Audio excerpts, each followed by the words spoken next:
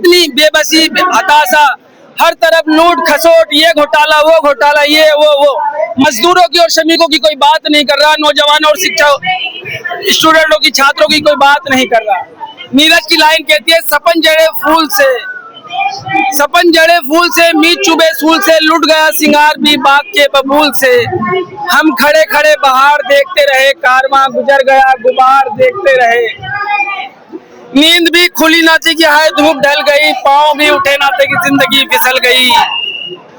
पात पात झड़ गए, साग साग जल गई, चाहा तो निकल सकी ना पर उम्र निकल गई। दरदशा बड़ी बेबसी है, चारों तरफ अफरा तफरी मची हुई कि मुझको अपनी बैंक की किताब दीजिए, देश की तबाही का हिसाब दीजिए, कि मुझको अपनी बैंक की किताब दीजिए, देश की तबाही का हिसाब दीजिए। गांव गांव जख्मी फिजाएं हो गई, जहरीली घर की हवाएं हो गई, महंगी शराब से दवाएं हो गई। जाइए आवाम को जवाब दीजिए, देश की तबाही का हिसाब दीजिए। लोग जो गरीब थे हकीर हो गए, आप तो गरीब से अमीर हो गए, यानी हुजूर बेजमीर हो गए। कैसी कैसी देखो योजनाएं खा गए, बेच के ये अपनी आत्माएं खा गए, मार के मरीजों को दवाएं खा गए। इन्हें पद्मश्री का खिताब दीजिए, देश की तबाही का हिसाब दीजिए। कुल मिला के कहने का मतलब मेरे भाई ये है कि हम अपनी तमाम परेशानियों को दरकिनार करके जंतर मंतर के संघर्ष में आते हैं। और आपको तो आंदोलन जीवी बता दिया जाता है ना, और बड़ी निराशा है नौजवानों में। अरे हम आंदोलन जीवी हैं, कुछ भी है, बड़ी निराशा है नौजवानों में। और ये जेंजी है, तो इनका प्रोटेस्ट पुराने की तरह नहीं है। यहाँ पर जितना भड़काओगे, जितनी तीली लगाओगे, उतनी आग बढ़ती जाएगी। और आपका हर एक एक्शन मैटर करता है।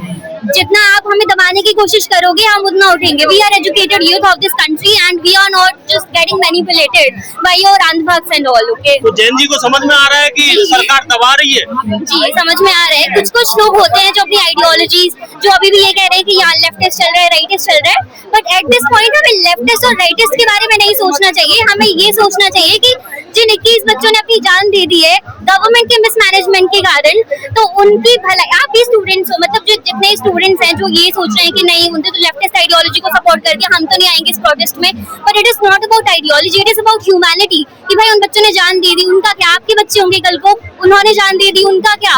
उनके फ्यूचर के लिए तो आप खड़े हो। तो I will request youth of this country, the parents, please come and please support this protest. लेकिन आंदोलन होता है उसको देश विरोधी बता दिया जाता है। क्या सरकार के खिलाफ आंदोलन देश विरोधी होता है? सरकार का काम क्या है? देश की जनता को खुश रखना। उनकी सरकार का काम है अकाउंटेबिलिटी देना, हमारे मांगों को पूरी करना। तो क्या सवाल उठाना गलत है?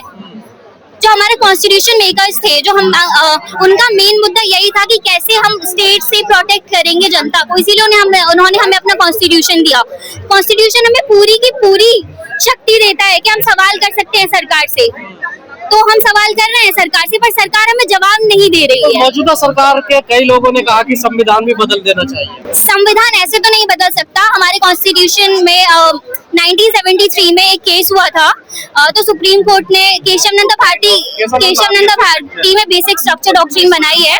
तो ऐसे तो कॉन्स्टिट्यूशन के जो बेसिक फीचर्स है, जैसे कि फेडरलिज्म और रूल ऑफ लॉ, ये तो वो नहीं बदल सकते हैं। ये लेफ्ट का आंदोलन नहीं है, ये यूथ का आंदोलन है।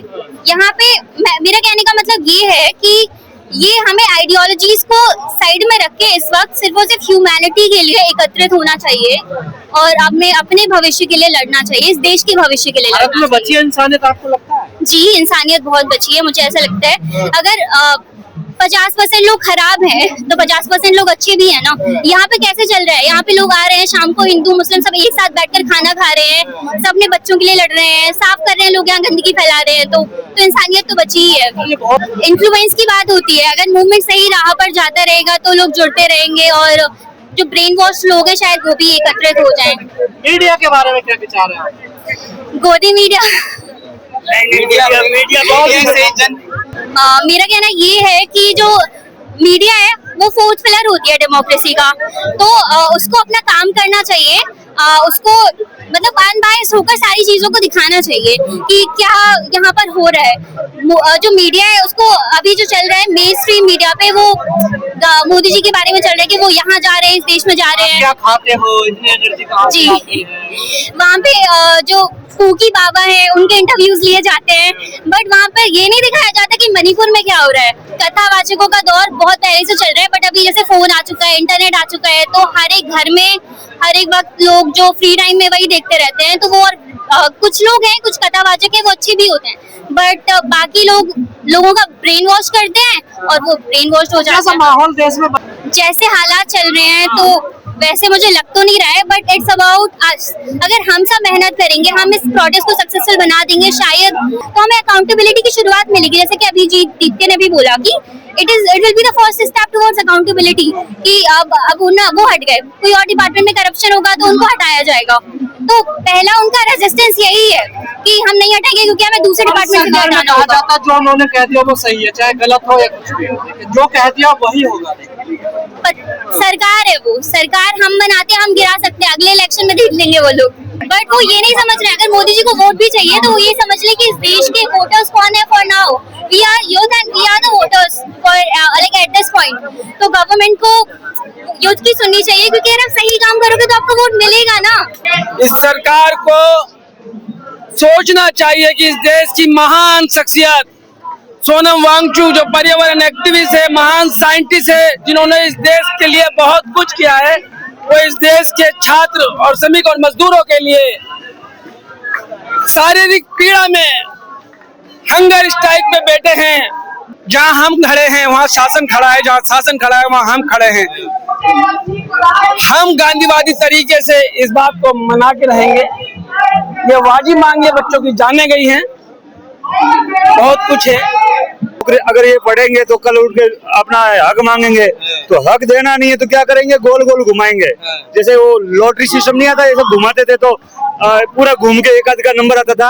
ये घुमा रही है पब्लिक को, कभी पेपर लीक वगैरह। अगर पेपर लीक को रोकने की इच्छा मंशा हो ना, तो कम से कम 100 पेपर बनाओ कि कौन सा पेपर किस राज्य में जाएगा, किस स्टूडेंट के पास में जाएगा, किसी को पता ना लगे। तो एक चोरों की बहुत नजर तेज है। कहाँ से होगी, 100 पेपर हो जाए, आपके पास कौन सा पेपर आएगा, इनके पास कौन सा आएगा, कौन कौन से कहाँ से होगा। 100 पेपर याद करेगा क्या वो? 100 पेपर कम से कम बनाओ, और किस बच्चे के पास में कौन सा पेपर जाएगा किसी को पता नहीं लगेगा। हल्के में ले रहे हैं, बिल्कुल हल्के में ले रहे हैं, नॉर्मली है। ये तो चाहते हैं कि पेपर लीक हो, अगर मंशा हो तो एक दिन में रुक जावे। मंशा नहीं है सरकार, बिल्कुल नहीं है। अरे उनको पता है इतने सारे रोजगार कहाँ से देंगे, पैसा बजट देना पड़ेगा, बजट इनको देना नहीं है। आपके सामने स्वीकार करता हूँ कि भाजपा से बढ़िया विपक्ष का कोई मतलब तोड़ नहीं है। मैं बड़ा मिस करता हूँ कि भारतीय जनता पार्टी की अगर विपक्ष में होती ना, तो 2 दिन में ये काम हो जाता। तो मैं बहुत आदर करता हूँ, मैं हमेशा भाजपा कमजोर है। हाँ बिल्कुल थर्ड क्लास है, और विपक्ष हो तो भाजपा जैसी। मैं तो कहता हूँ भगवान करे विपक्ष भाजपा में आवे। हमारा सबसे ज्यादा साथी होता है वो विपक्ष होता है, और भाजपा से बढ़िया कोई हमारा साथी है ही नहीं।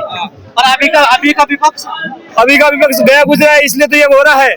विपक्ष मजबूत होता तो थोड़ी होता।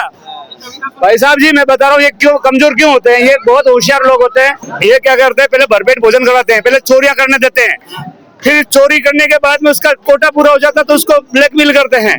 फिर वो जैसा नाचवान, जैसे मदारी नाचाता है ऐसे नाचते हैं ये नेता लोग।